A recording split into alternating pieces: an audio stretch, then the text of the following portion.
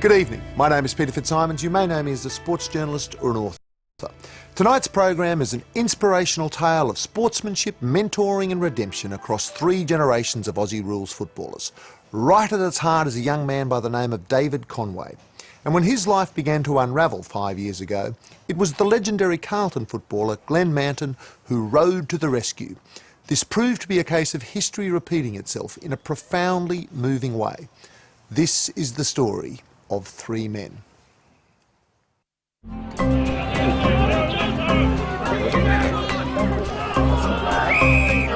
We haven't had that feeling since the middle of last year. That's a catalyst for the rest of our season. We knew this was a big game. When I wasn't drafted into the AFL, I was shattered because I had worked very hard and believed that given the opportunity I would have succeeded. And let's find our partner. Come on. I came so close and it took a very long time to accept that it wasn't going to happen. But the fact is that I ended up getting more out of football in meeting Glenn than whatever I could have got if I had of actually made it.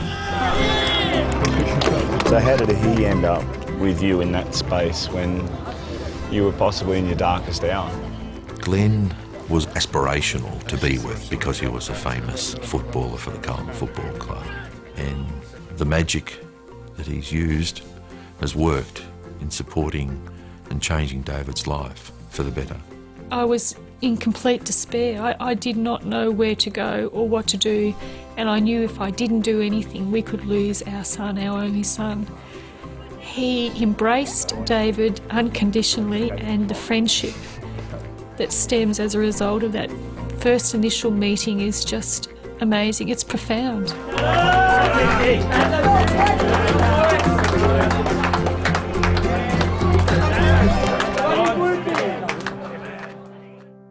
I wanted to be the king of alcohol. I wanted to drink more alcohol than any man had ever drunk before in the history of the earth. And I succeeded. I went and got into a fight. I am a role model. Probably criticised there for using that word at that time, but you know, that's how passionate I feel about it. Whack! It looked spectacular. Something out of a movie, the glass shattered, it looked amazing. I'm a teacher by trade as such, so to stand up before young people and teach was a great basis to then branch off into public speaking and more motivational school-based work. Surgeon came in that particular evening, he said, I think you're a joke, because you're not your own man. But make no mistake, without my background in AFL football and sports in general and the media, I wouldn't have had a platform to move into that space. I promised that that day would be the last day I ever sold myself out. Kicks into half forward, over the head of Barnes. Mansfield, one of the flyers, but Manton backs into the pack. It's an interesting story, meeting Glenn. Centering kick, but it's marked by Manton. Football for Glenn and I was definitely the catalyst to bring us together. He can come wide to Silvani. Football was my saviour, it was my life. I represented my state under 15s, 16s, 17s and 18s. I played the national championships 4 times. I was captain of New South Wales ACT. I also won most valuable player for that team and also got the Rising Star Award for best player for New South Wales ACT at the national championships. And then the AFL had organised for motivational speakers to come and address all the boys.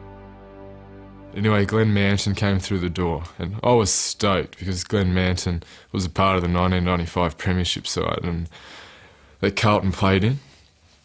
And for me as a child, that was still my favourite, absolute favourite year of football. I just loved the Carlton Football Club. I was employed by the AFL on that particular day and I remember thinking that that was quite an achievement for me because I was somewhat of the black sheep in terms of AFL circles, doing things in an unusual fashion.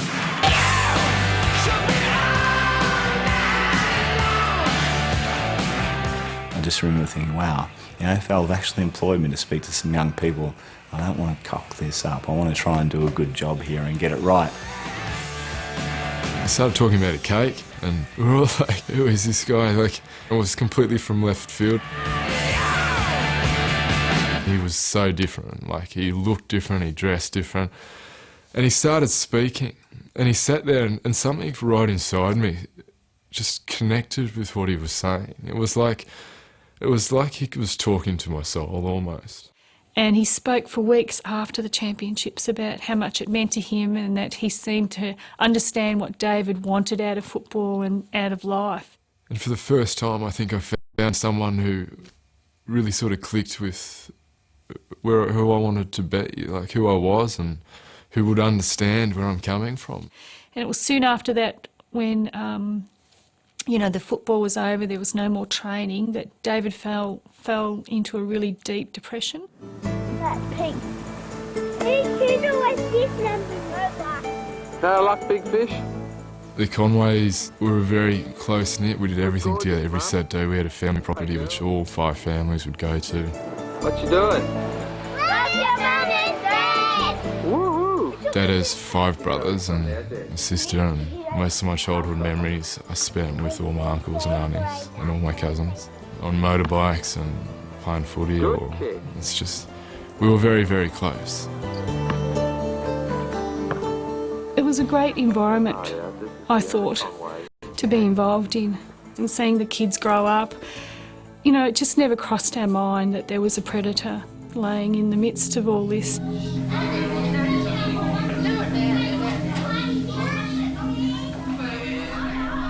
The offender was Frank Collins, Greg's sister's husband, and they lived with Greg's parents, so he had a great deal of access to my children.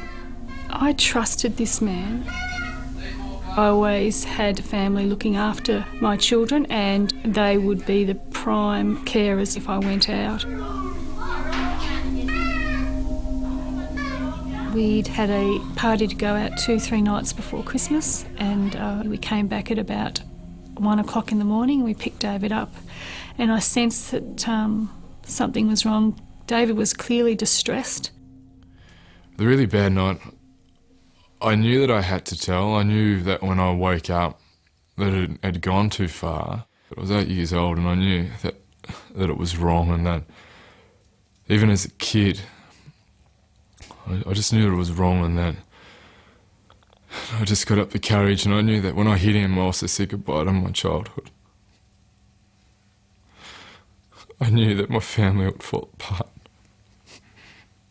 He came into our room at about 6 in the morning and told Greg that Frank had been touching him, and that on the final occasion Frank had orally raped him. And my dad's face, it crushed me. It's like a death. It's a very traumatic event, and you never recover from it. I think the fact that you are as a husband, you're unable to change those events that occurred. It's always with you.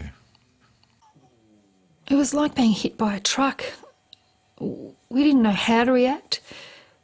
It took a long time for it to sink in that this had occurred. We reassured him that we believed him straight away. Greg was terrific. He told him how great it was that he came and spoke to us about it, that we completely believed him.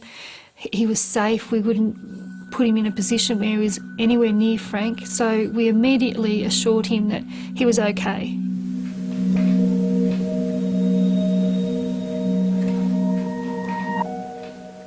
When Frank was charged and convicted, my sister Catherine elected to stay with her husband, who was a paedophile, and we found that very disappointing.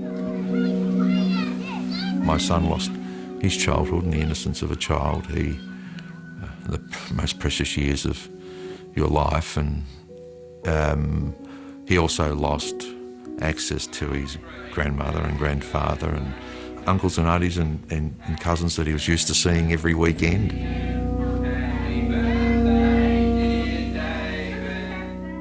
So even many years after that conviction, our family is fragmented and split as a result. Right, Dave? Yeah, all good. The sad thing in abuse cases is that the offender walks away and his term is very short in terms of dealing with the consequences. They're back. we have a life sentence. The abuse affected David far worse as he got older. This side, love. Together. Go. He understood the violation and he became very aggressive. And he wasn't able to articulate it. He was very difficult to try and reason with when he actually got into one of these experiences of being angry and throwing himself about and physically hurting himself. And we sought help. We saw psychiatrists. We'd had him on antidepressants. And none of these things really helped. She's a monster. I became extremely guilty that my family were destroyed and that my father wasn't close with his brothers and everyone seemed to fall apart. They look healthy though, don't they? Yeah. I became just emotionally drained and I was so angry with everything. I felt as if being abused meant that I'm scarred for life. I wanted to kill myself. At this stage, you know, he was 15 and he went into a really dark place. It was scary because I'm a very proud man. I'm a very proud person, and the fact that I contemplated doing that to myself, it shattered me even more. And there was a place called Suicide Rock. So when he took off, I remember taking off in my pyjamas to Suicide Rock to make sure he wasn't there. We found him a few hours later and he was all very distreveled and distressed and angry. And I remember thinking, if we don't do something, we're going to lose this boy. I was so desperate for someone to intervene and to say to David, you know, that he will get through this, you know, that he will walk out of this shadow that was encompassing him. The only alternative I felt I had left was to get in contact with Glenn Manton. Hi, Glenn. And I said, hi, you don't know me? Dave's mother had a very desperate tone to her voice, an incredible concern. I said, hi, Glenn, you don't know me, but my son heard you speak in Adelaide and he's in a very dark place and I was wondering whether you could take a phone call from him and just reassure him that, you know, life is worth living. He's a great kid and he has plenty of things to look forward to in his life. Now, I've dealt with a lot of young people in troubled circumstances, but on a scale of 1 to 10, this was pushing 12. You could tell that it was the 11th hour. You could tell that something had to happen. He said, put David on the first available flight and I want him to come and stay with me and my kids and my family. I mean, who does that? A complete stranger.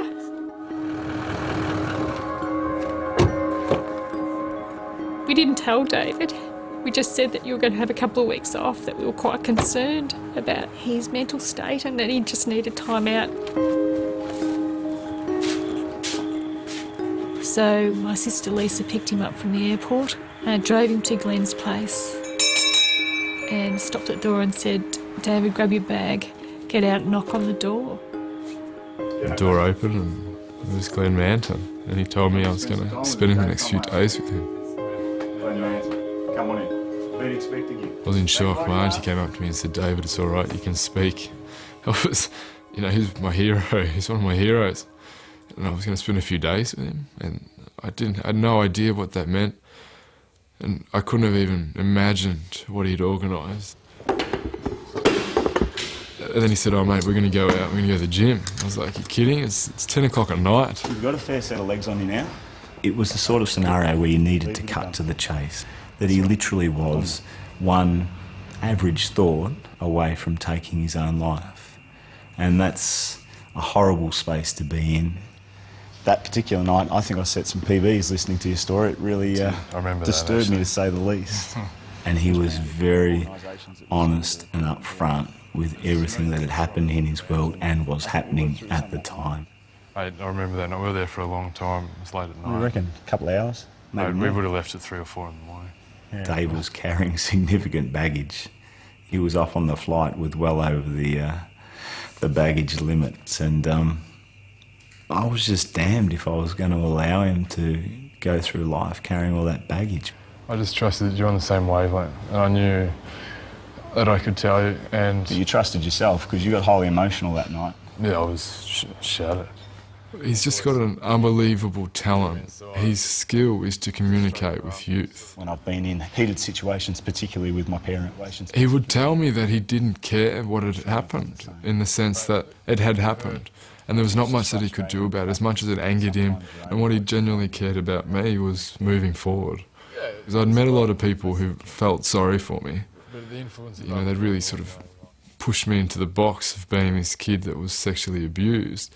But Glenn didn't. He saw me as a 16-year-old man wanting to achieve things, to achieve great things. And he believed that I could do it.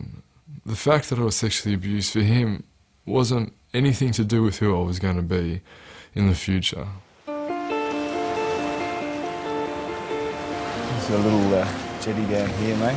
It's awesome. You might enjoy The next few days, Glenn and I would do a lot of talking over night time, as we would go down by the water on the pier at Williamstown. Come and sit down here.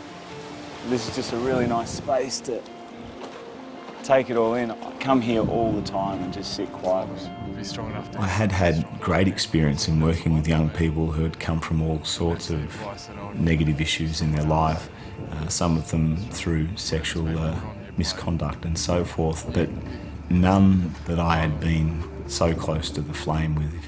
So for me it was an eye-opening experience as well. As you remember it? A little bit different, but still amazing. He took me to the MCG, the holy grail for any young footballer, and it was possibly the best day of my life. You started talking about what it was like to be out here, the full-blown crowd. But as I was saying to you on that particular day, I think the key to it is, can you recreate that crowd in your own mind to spur yourself along?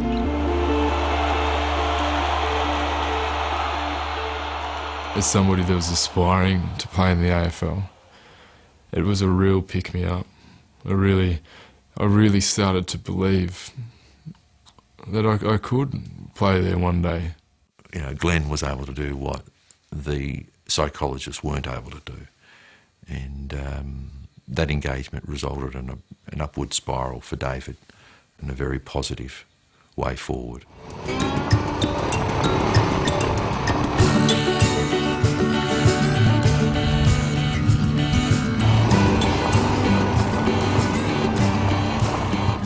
When I came back from that week with Glenn, I was flying high. I was the best I've ever been. I felt liberated. I felt like a weight was off my shoulder.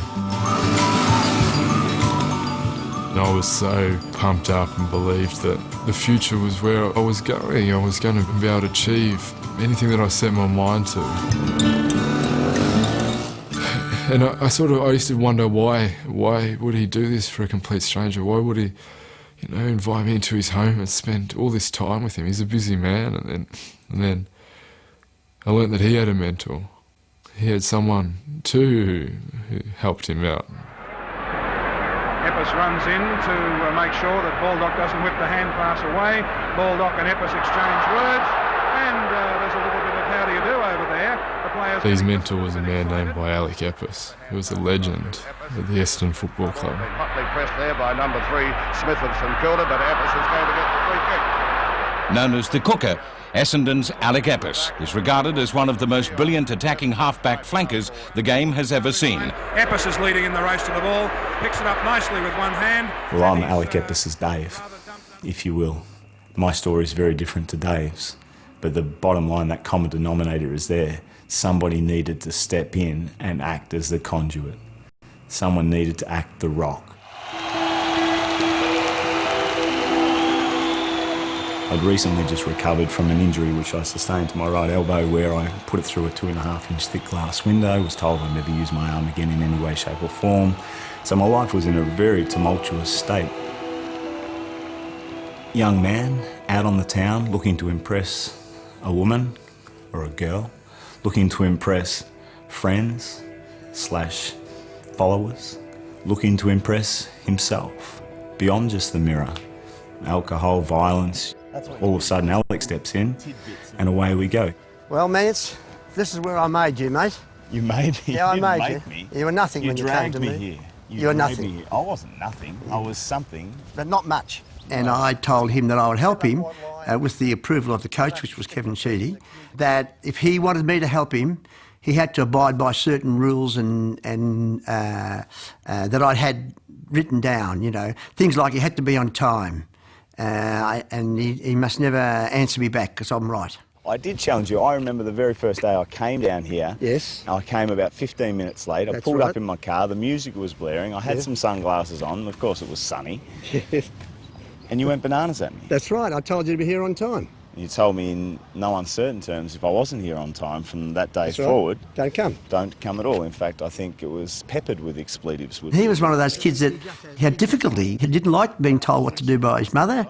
So when I met him, he was still in that frame of mind where he had an opinion better than anybody else. And we used to train every Wednesday morning down at the park, just down from my place. This kid is very, very intelligent. What happens is that it starts with the football. And you don't realise over time, but that actually dissipates. Let's talk about your parents, let's talk about your work, let's talk about your social life, let's talk about anything pertaining to you.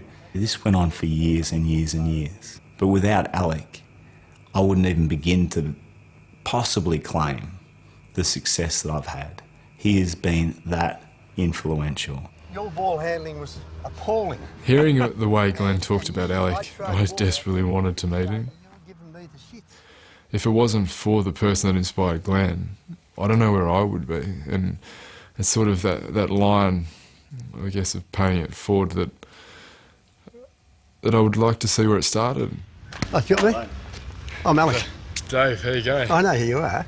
Oh. I know who you are. Lovely to meet you. You don't know who I am. It's fantastic. Hey, man. Fantastic. Who did you think that old bugger was walking? I wasn't sure. That old bugger. I was trying to imagine what sort of person he would be. Well, he nearly fainted, didn't he? He did. It's amazing, wasn't it? He couldn't speak. It was incredible. I mean, I think Mance might have built me up a bit too much, I think. Oh, I just want to congratulate you on what you've done with yourself. It's been terrific. I just felt instantly ignited. I just felt really alive. He's just a character. And he's so different to Glenn. And it was like, I don't know, it was just the best feeling in the world to meet the guy that helped me. How many people can really tell you that you'll take notice of? How many would tell you? Mance? Mance. Me? Now?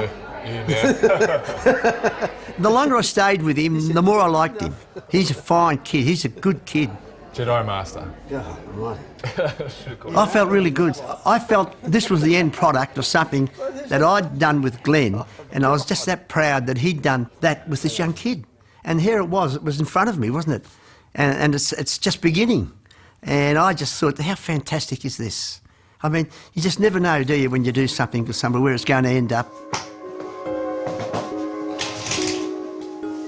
David has achieved a great deal. He has done very well academically and he did very well in his HSC, even though he had a year of football taking him all over the place. He did extremely well and got into UTS to do commerce and law. I chose law because I was an idealist. I wanted to change the world, and I quickly learned in law that it's a system very entrenched in the way that it is, and it's not, you can't really do it. Popping your eyes up like you have been, just put the little rhythm in the head, keep your eyes on the prize, on the ball, and keep it outside the line of your body. I guess at the end of the day, I want to be able to tell it like a good story. After I missed out on the AFL draft, I thought it could be an opportunity for me to transfer my skills that I learnt with Aussie rules across to punting in gridiron. So I set the goal of going to college in the United States. The beautiful aspect about Dave is he's a dogged bastard, and he'll just keep going and going and going and going. And if he fails, he was prepared to fail. He didn't fail through lack of effort. He'll just keep going and going and going. That's what I love about him.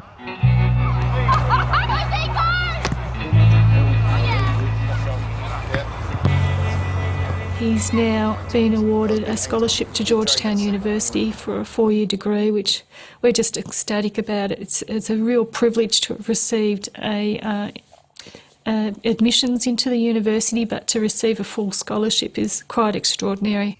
Goodness me. Imagine if he makes the NFL. Imagine if through his university experience over the next couple of years he actually lands a job punting in the NFL. That's an incredible sports story on the surface, but it's an amazing human story below that. You a good boy? I'm incredibly proud of him. Incredibly proud of him. Let's go, mate. So loyal. I am indebted to him. I know that he would take that in the right way, that Glenn would see that as hopefully just a father's recognition to another father, as Glenn is, of what it means to see your son happy and content. Hugh, come on, mate. As a mum, that must say, when all this happened, I felt a complete failure not being able to protect my son. And to this day I carry that with me, but I look at him now and, wow, look where he's going. How good is this fairy floss? So good. I'm in such a good place that it's quite difficult to actually think back and almost believe that I was at that place. I swear that you've got some fairy floss in your hair. I swear you have. I'm very fortunate that I met a girl named Olivia, who's the best thing in my life. I actually met Liv in the same week I met Glenn. When we finish, when you go to Coney Island? Yes. I look forward to paying it forward when I'm older and helping someone just the way Glenn helps me, you know, a kid who's 15, 16 years younger, and really make a difference in their life, make a meaningful difference. I feel as if I've overcome so much more than, you know, a lot of people would have believed I could have come through and got over, but I've done it and I'm proud of myself for it, and I'm going to keep moving forward, I'm going to keep fighting, and I'm going to keep winning. There's a great quote, if you aim for the stars, you don't make it, you fall back on top of the world. That's what I want to do.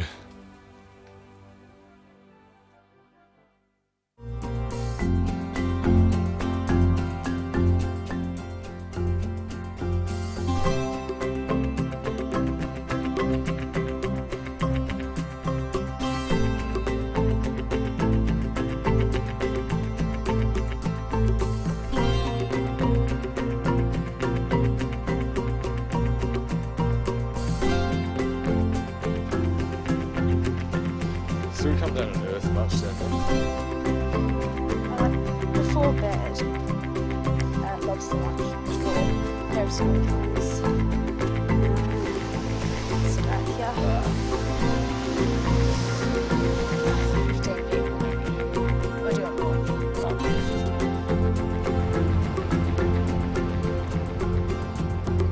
Look at that weird thing in the cloud. See that?